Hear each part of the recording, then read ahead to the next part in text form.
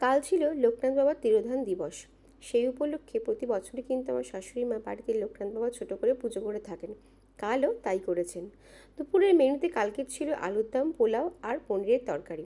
পনিরের তরকারি বলা ভুল, পনিরের রেজালা, যেটা কিন্তু করেছিল আমার শাশুড়ি মা। খেতে কিন্তু খুব সুন্দর হয়েছিল। আর আমার ছেলেও কিন্তু কালকে খুব তৃপ্তি ভরে খেয়েছে। পোলাও ফেভারিট ওর, আর পনিরও ফেভারিট ওর। তো যাই হোক, খাওয়া দাওয়া হয়ে যাওয়ার পরে আমরা একটু রেস্ট নিয়ে নিয়েছিলাম, কারণ সন্ধ্যাবেলা আমাদের কিন্তু এই পুজো উপলক্ষেই একটা বাড়িতে নিমন্ত্রণ ছিল। তো সেখানেই আমরা তিনজনে চলে গিয়েছিলাম।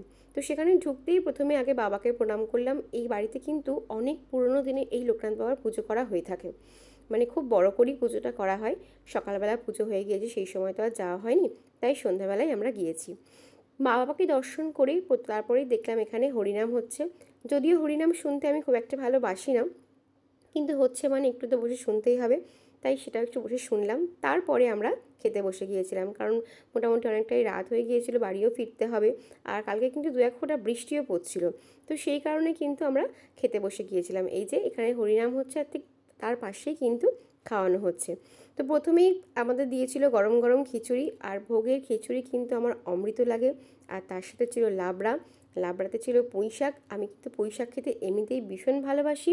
এছাড়া আলুর দমও ছিল, কিন্তু যেহেতু পুঁই শাক আর তরকারি আর লাবড়া ছিল, লাবড়া আর মানে পুঁই শাক দিয়ে লাবড়া ছিল আর খিচুড়ি ছিল, তো সেই জন্য আলুর দম দিকে আমি আর তাকাইনি, আলুর দম নিইনি।